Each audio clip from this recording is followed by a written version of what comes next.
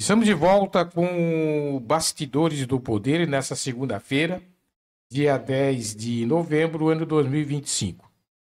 Nós entramos para o intervalo falando que no retorno a gente iria falar um pouco sobre o senador Esfirião Amin, que inclusive já foi governador do estado, já foi deputado, um homem que foi prefeito, um homem que tem uma lista enorme, né, de funções políticas no estado e no país. Qual é a opinião do nosso analista político em relação ao atual senador Esperidião Amin? Então, Gervásio, a vida do Esperidião Amin estava indo tudo bem, tranquilamente, até que surge o Carlos Bolsonaro como candidato ao Senado aqui em Santa Catarina. Estava tudo muito certo, tudo alinhado a princípio com o governador, de que ele ficaria com a segunda vaga, para as pessoas poderem entender. O ano que vem, nós teremos as eleições, né, a nível nacional e a nível de estado. E aqui no estado de Santa Catarina, nós elegeremos 40 deputados estaduais, 16 deputados federais, 2 senadores, o governador, né, juntamente com o vice-governador. Então, isso é que nós vamos eleger. Então, nós temos 2 vagas ao Senado. Uma vaga dessa ao Senado, o governador Jorginho Melo já tinha dito. Essa vaga é da Carol Detoni, deputada federal mais bem votada aqui de Santa Catarina, deputada do PL e tal, e tal, e tal. E a segunda vaga, eu não vou deixar de chapa pura, eu vou tratar com uma futura coligação. E aí já circulava nos bastidores que essa vaga ficaria para o Amin do PP. Partido esse que está federado com o União Brasil. Então, até aí estava tudo bem. Tudo caminhando bem, a Carol Detoni contente, o Amin também contente, o MDB vai pegar ainda, né, a vaga de vice do Jorginho Melo, só que o Valdemar da Costa, que é o presidente nacional do PL, em uma entrevista diz o seguinte: em Santa Catarina, nós temos 2 vagas ao Senado. Uma vaga é do filho do presidente Carlos Bolsonaro, indicação pessoal do Bolsonaro. E a outra vaga ficará para o nosso amigo Esperidião Amin, que está há muito tempo conosco, que nos defende, questão de gratidão e tal. E a deputada Carol Detoni, que a gente gosta muito, que é uma grande liderança e tal, ela pode ir à federal de novo, ponto final. Essa entrevista é que desencadeou tudo até os dias de hoje. Então, diante da fala, o Jorginho Melo marca uma visita ao Bolsonaro e o Bolsonaro realmente pede, olha, eu preciso do meu filho lá, eu tenho que blindar o meu filho e tal. E o Jorginho acata o pedido do Bolsonaro e aqui em Tubarão, no evento Rota 22, o governador diz: com relação à majoritária, já está praticamente tudo definido. O vice vai ser do MDB. O MDB tem que escolher um nome e me trazer, o ano que vem. A questão do Senado, uma vaga é do Carlos Bolsonaro. E a outra vaga, eu vou ver com uma coligação, tentar trazer alguém que não seja do PL. Aí ele escanteou ali a Carol Detoni, mas não conseguiu trazer o Amin. Por quê? Porque o Amin está federalizado, o partido do Amin, o PP, com a União Brasil. E quem manda nessa federação aqui em Santa Catarina é o deputado federal Fábio Choquette, do União Brasil, que é muito próximo a João Rodrigues. Então o Amin ficou sem beira, porque ele não tem uma garantia de que poderá ir com o Jorginho e ficar nessa segunda vaga. Ele também não tem uma garantia de que poderá ir com o João Rodrigues e ser o candidato ao Senado e se eleger. Então, a situação do Jorginho é uma situação muito complexa. Assim como a situação do Carlos Bolsonaro, que já trocou o domicílio eleitoral aqui para São José, que também corre uma veia de instabilidade dentro do PL, que essa veia ela foi propagada pela deputada estadual a deputada estadual Ana Campaiolo. Então corre essa veia de instabilidade, porque ela peitou, ela foi a única liderança do PL a dizer o seguinte: mas por que o Carlos aqui? Por que o Carlos aqui em Santa Catarina? Por que não a mim? Essa situação tem que ser discutida dentro do partido e tal. Então ela trouxe para isso, inclusive na sexta-feira à noite teve um embate grande entre ela e a deputada Júlia Zanata. Elas fizeram uma live aí, deu o que falar. O Jorge Seife entrou na live. A Ana Campaiolo não quis ficar na live porque já tinha sido destratada por ele, que foi esse pronunciamento que ele deu no Senado na quinta-feira, dizendo que a deputada Ana Campaiolo não era nada até ontem, era só uma professora. Então, Gervásio, a situação do Amin é complexa. Também complexa a situação do Carlos Bolsonaro. E também é complexa a situação da deputada Carol Detoni. Que a Carol Detoni também não sabe o que faz. Tá, vou ficar no PL. Não vou ser a candidata? Vou para outro partido. Será que eu me elejo? Então, o maior problema que o Jorginho está nesse momento não é a construção do vice, a construção de coligação, é o Senado. Ele tem 2 vagas e tem 3 candidatos. Só que tem um porém. Eu acredito que o Jorginho não cumpriu a palavra que ele deu. Que antes dessa história aí do filho do Bolsonaro vir para Santa Catarina, ele estava com a Carol Detoni e com o Espiridião Amin. Já praticamente definido. E já os dois acreditando que seriam realmente os candidatos do Jorginho. E de repente o Jorginho muda tudo por uma simples determinação do ex-presidente Bolsonaro. É onde eu te falo, Gervásio, que essa questão do bolsonarismo é muito forte. Onde tu fala assim aqui. Mas do Lula também não tem, não. Perto do Bolsonaro, não. O Bolsonaro, ele chegou e disse: eu quero o meu filho lá em Santa Catarina. E o Jorginho acatou. Mas qual é a preocupação, qual é o medo do Jorginho Melo em relação à determinação do ex-presidente? Tu tem noção do revés político? Se ele nega e o Carlos Bolsonaro diz o seguinte: então eu vou fazer o seguinte, eu vou me filiar no partido do João Rodrigues e vai ter um Bolsonaro lá na coligação do João Rodrigues. E o João Rodrigues quer um Bolsonaro? Aceita. O João Rodrigues está sozinho, o João Rodrigues não tem ninguém. E aí ainda ele ainda leva o filho, vai eu e meu irmão. Os 2 filhos lá, um deputado federal e um ao Senado.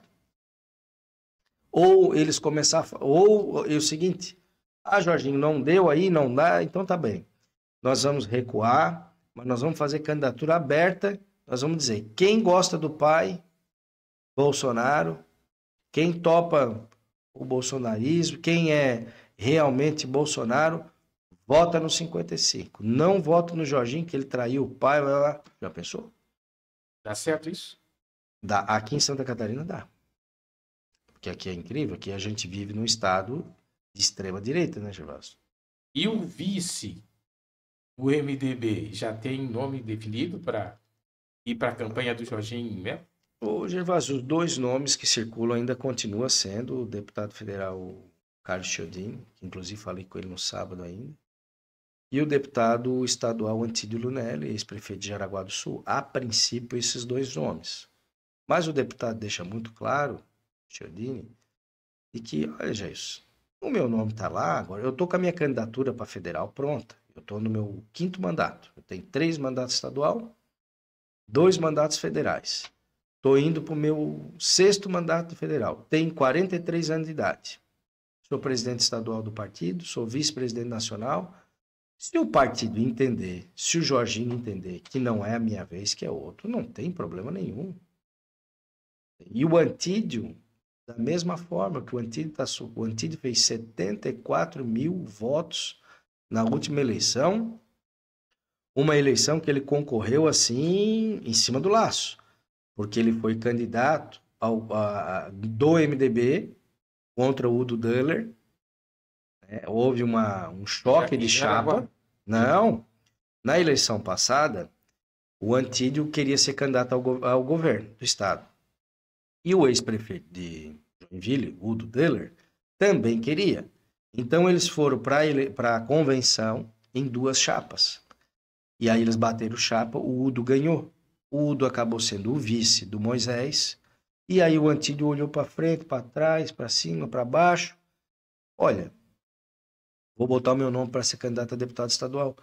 E fez 74 mil votos. Ele foi o terceiro mais votado dos 40. Então a probabilidade dele agora fazer, no mínimo, uns 80 é muito grande. Ele ficar ali segundo, primeiro, ou manter o terceiro. Então são 2 deputados do MDB, um estadual e um federal, que eles têm um projeto também paralelo para tocar ou na Assembleia ou a nível federal. Então tá tranquilamente. Mas pode surgir um terceiro nome. Quem seria esse Não, terceiro nome? Até o momento não se levantou nenhum nome. A princípio é esses nomes, mas tu sabe como é que é. O do Deller nunca colocou o nome para nada. Era prefeito em Joinville, né? Estava no seu segundo mandato e um mandato horrível. A cidade lá estava muito mal avaliada na cidade. Ele veio, impôs, incomodou para ser o nome, botou o nome, não somou nada. Pelo contrário, acabou com Moisés. Moisés não foi nem para segundo turno. Acabou indo para segundo turno quem? Décio e Jorginho Melo. Tens noção que é isso, Gervásio? O cara com o governo do estado na mão não conseguir ir para o segundo turno? Bem complicada a situação. Agora, o Moisés também, que ele só não teve problema no mandato dele. Ele teve problema lá para cá também, né? E nem é lembrado para ser candidato. É que na política, Gervásio, tu tens que formar alianças, tens que formar parcerias, além de tu desenvolver as tuas funções enquanto gestor, enquanto político e tal. Ele não fez nenhuma coisa nem outra. Primeiro, ele encheu o governo de coronel de polícia. Não deu espaço para os partidos. Ele achando que aquilo ali ele estava fazendo o máximo. Encheu de polícia, não tem, mal avaliado, era prepotente, era um governador prepotente, arrogante, né, e aí o que aconteceu? Não conseguiu construir aliança, sofreu 2 impeachments, entrou aquela questão da compra dos respiradores, que foi desgastante para ele. Quase foi caçado. Sim, ele foi salvo pelo Sargento Lima, pelo deputado Sargento Lima, que viu a manobra, conseguiu ler de que se ele fosse caçado, a vice não assumia. Quem assumia era o presidente da Assembleia, que era o Júlio Garcia. E aí o deputado Lima fez essa leitura e ele ia voltar para caçar. Tu vê, um cara que era do PSL, deputado estadual do PSL, o Lima, Sargento Lima, de Joinville, ia voltar para caçar o governador do seu partido. Porém, no dia ele entendeu, tá, mas peraí, o entendimento, então, é que se caçar o Moisés, caça a chapa junto, e aí quem assume é o Júlio Garcia. Não, mas o Júlio Garcia tá na Alcatraz. Lembra que o Júlio Garcia estava na Operação Alcatraz? Estava na Alcatraz, chegou até a fazer uso de tornozeleira. Olha, não é interessante. Então, se é para ficar dessa forma, eu acho que ele nem votou contra, eu acho que ele absteve-se. E aí o Moisés não foi caçado. Mas foi um governo desgastante pra caramba. A ponto de não ir para uma reeleição, de não ter parceiro. Aí quando ele trouxe o MDB pro governo, ele já trouxe... O incêndio já tinha tomado conta. Não tinha mais água para apagar o incêndio. Aí trouxe o MDB. Ainda trouxe pela metade. Aí valorizou determinados setores dentro do partido que não correspondiam. Ele não ouviu a base. Né? E hoje quem ele é? Hoje, para deputado, eu acho que não se elege. Porque o Moisés foi na carona do 17, cara. Muitos, né? Muitos foram. Né? A pessoa ia para a urna, Gervásio, lá votar, e chegava lá, a pessoa que era de direita, de extrema direita e tal, que estava vendo o Bolsonaro como um mito e tal, ela ia para a urna e votava. Presidente da República, 17. Governador, 17. Deputado federal, 17 e 17. Tanto que os 17 foram se elegendo tudo. O deputado federal mais votado, Daniel Freitas, 17, 17. Jorge Seife. Ninguém conhecia aqui, né? O Lucas Esmeraldino quase ganhou. Foi mais de 1 milhão de votos. Quase ganhou do Jorginho. Quase ganhou do Jorginho. Então, assim, o Moisés foi nessa onda do 17. Foi na onda do 17. Hoje, sai aí na rua, ninguém conhece. Fez um governo bem desastrado. Não consigo. Aí ele inventou aquele plano 1000. Não sei se tu te lembra. Plano 1000. Era o show do milhão. Ele conseguiu montar esse plano e não conseguiu entregar nada. Foi uma propaganda antecipada politicamente. Não conseguiu entregar nada para os municípios, ficou tudo engalhado. E ainda, no caso aqui de Imbituba, ainda o Rosenvaldo ainda sofreu um processo de impeachment por causa desse plano. Porque para receber o recurso tinha que ter os projetos, o Rosenvaldo não tinha feito os projetos, aí não tinha vindo o recurso, aí os vereadores ficaram chateados porque Imbituba perdeu o recurso, aí deu aquele barulho todo. Vamos falar um pouquinho da política local? Vamos, para encerrar, né, João? Para encerrar, vamos falar um pouquinho. Vamos fazer o seguinte, vamos tocar direto. Vamos lá. Então, vamos lá. Se estivesse conversando com o prefeito Peninha, foi difícil chegar nessa conversa com ele? Quando fizesse o convite, foi o Jailson quem fez o convite ou foi o Peninha quem convidou o Jailson para conversar? Ô, Gervásio, com relação a essa situação de a gente estar conversando com o prefeito, eu nunca tive dificuldade. O prefeito, assim como o Rosenvaldo também, os outros prefeitos, sempre me atenderam super bem. E o Michel não é diferente.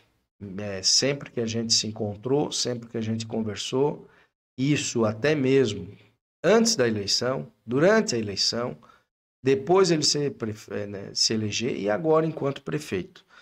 Eu tenho uma excelente relação com ele, não tenho nada no governo, né? As minhas conversas são conversas em torno da política, em torno da cidade em si.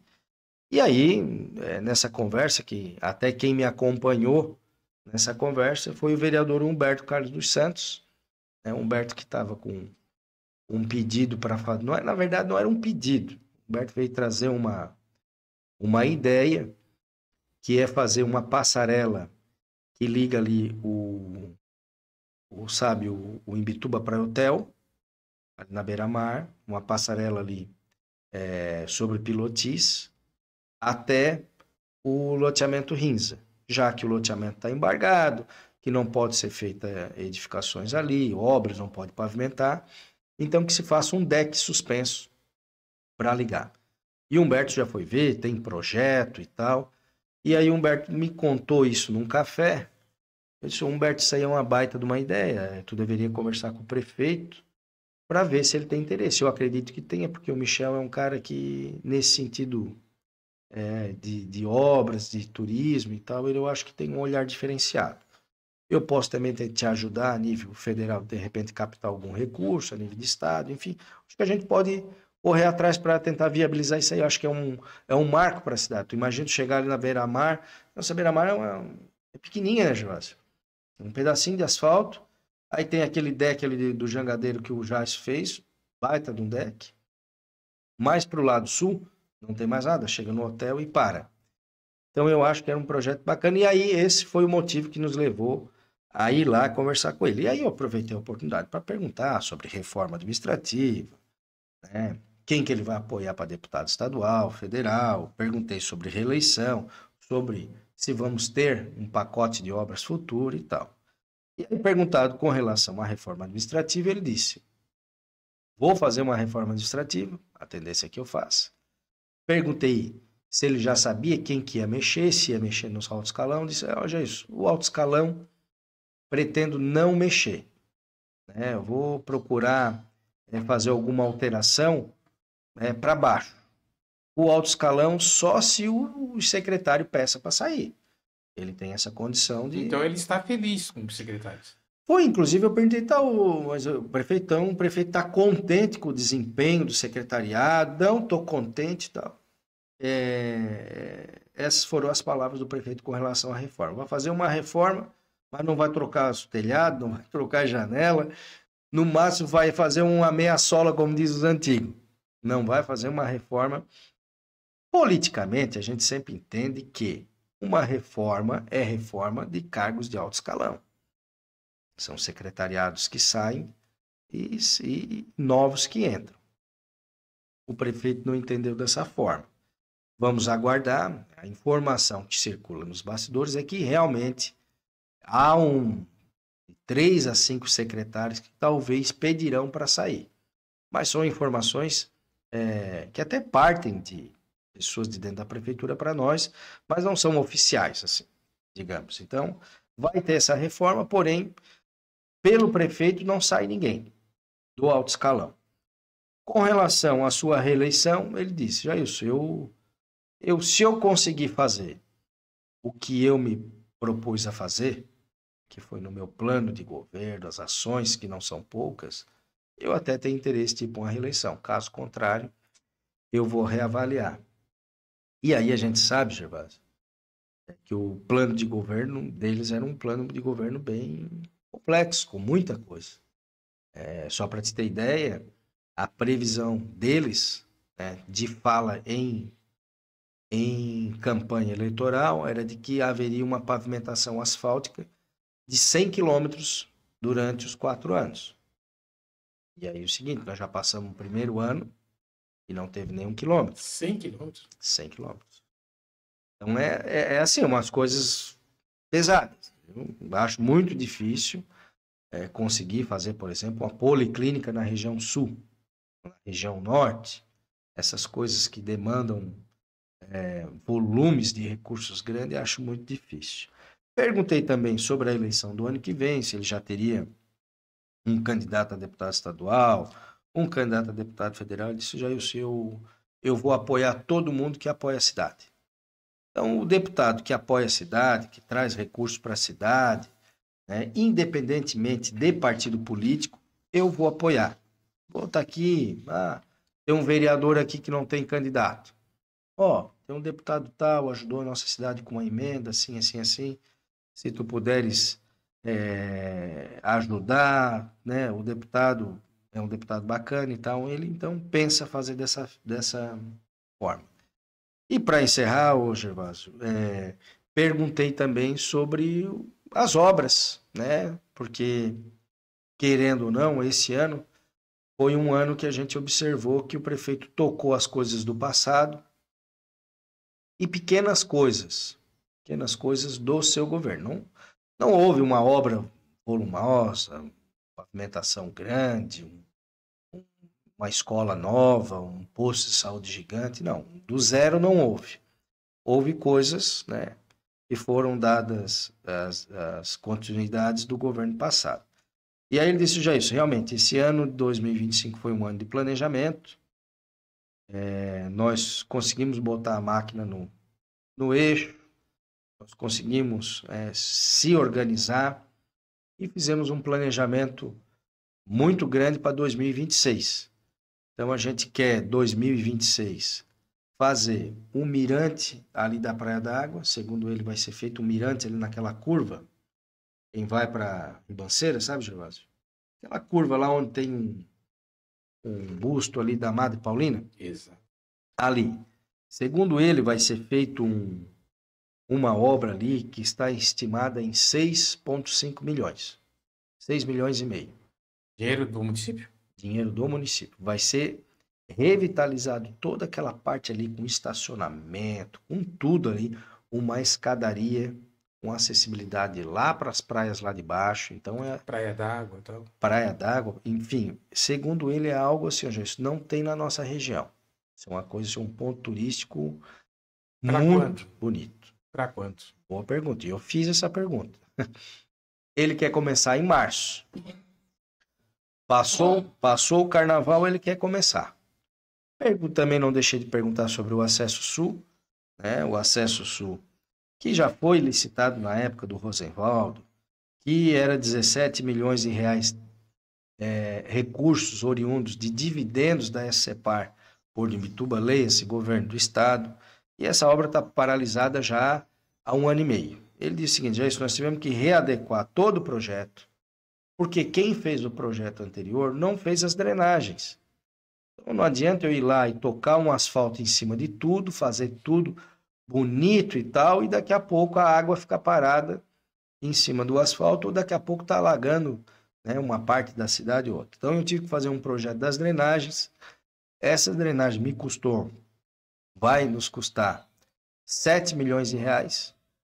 E por a obra estar parada já esse tempo todo, nós vamos também ter que reajustar o contrato, porque ele é reajustado pelo cubo mensal.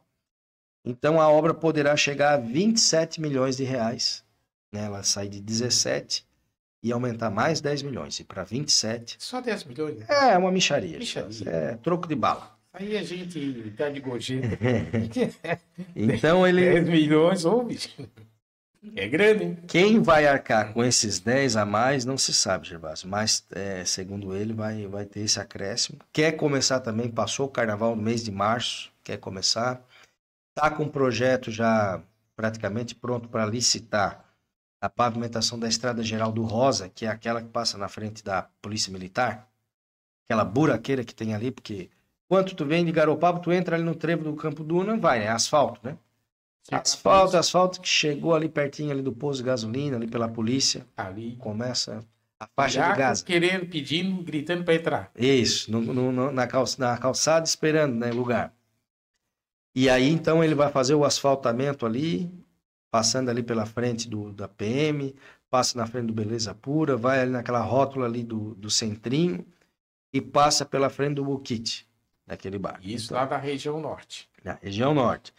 Não tem. Então, ele também está com um projeto aí, já que é um projeto de iniciativa, inclusive privada. A empresa faria e daria o projeto e executaria, enfim, seria o Morro da Antena. Segundo ele, tem um projeto aí com a iniciativa privada, no sentido de pavimentar todo o acesso e lá em cima fazer uma gruta da Madre Paulina, fazer um deck suspenso de vidro, né, um mirante, enfim.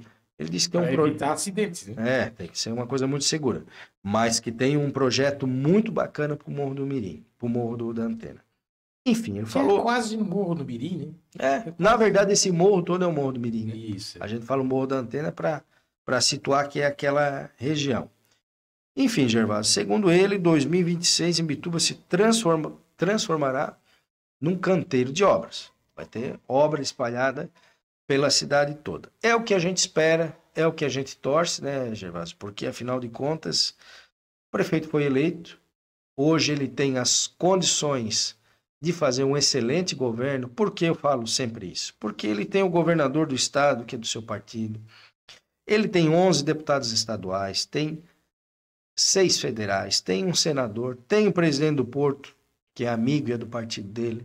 Então, ele hoje tem a faca e o queijo. A faca, o queijo e o pão. E o pão. Ele tem todas as condições de fazer o melhor e maior governo da história de Imbituba. Ele tem, e depende exclusivamente dele, a caneta é dele. E a tão sonhada Avenida Santa Catarina? Bom, isso aí, Gervásio, é uma coisa... Onde o Jailson foi criado. Isso aí, Gervásio. É algo assim tão fácil de fazer, porque nós já temos a avenida com a base, né? Falta arrumar aquela base ali, quase na frente ali do Teixeira, que ele foi da Polícia Rodoviária Federal. Quase na frente aquele cruzamento ali, né? Aquele cruzamento ali. Que a água sai, né? Ali é terrível. Eu acho que isso aí, Gervásio, sinceramente, é algo tão fácil de se resolver, né? Porque é uma licitação simples, não tem complexidade em nada. Esses tempos eu até vi, não sei aonde, uma licitação para a Avenida Santa Catarina. Aí depois já me falaram que é outro trecho, que não é esse trecho de cá. O que falta, que eu vejo assim que falta muito no governo, Gervásio, às vezes é questão de comunicação com a própria imprensa. E o coronel Jari Dal Bosco, ele tá de olho naquele trecho ali. Porque é perto da casa dele.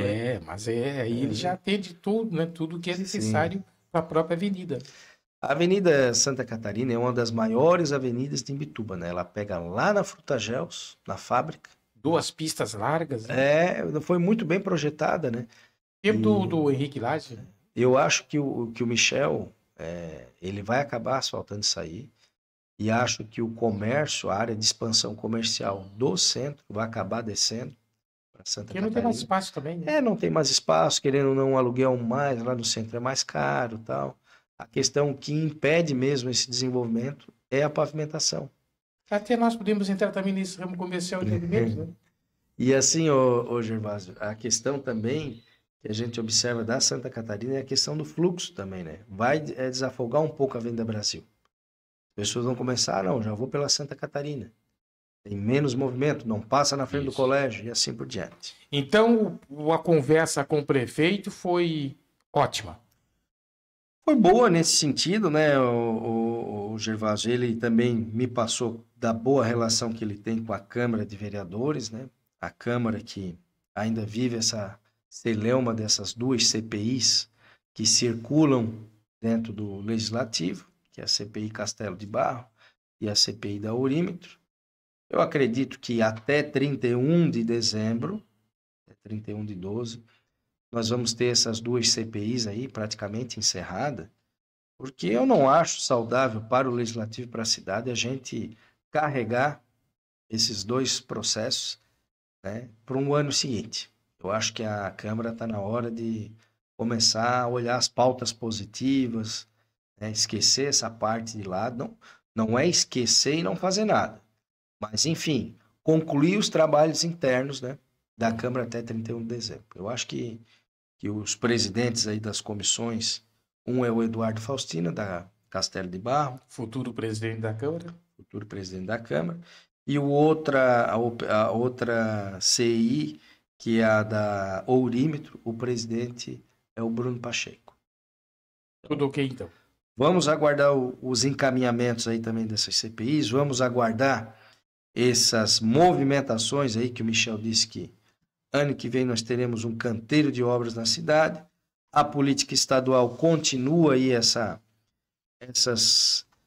situações mais voltadas às vagas do Senado. E na política nacional, vamos aguardar a definição do então, digamos, sucessor, dono aí do patrimônio político do Bolsonaro, para ver se realmente a direita acerta no nome para fazer uma boa eleição o ano que vem contra o atual presidente Lula.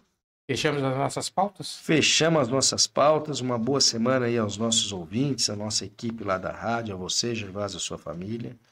E durante o decorrer da semana a gente pode estar voltando aí com alguma informação aí precisa aí da política aos nossos ouvintes. E vai ter, né? Do programa Bastidores do Poder, é possível que tenha. E vai ter, porque tem que ter, né? Do jeito que está aí, vai ter. Final do ano chegando, né? Tá. Sim. Tem que ter alguma novidade. É isso aí, Gervásio. Se não tiver nome aí para disputar a vice-presidência do país, do estado, enfim, a gente lança aqui o nome do Jailson. O seu nome já está relacionado, Gervásio. O meu também? Sim, Não, mas eu prefiro ir para Senado. Não, eu vou ser o seu chefe de gabinete. Tá bom, então. Senado tá complicado, Gervásio. Tá complicado Senado.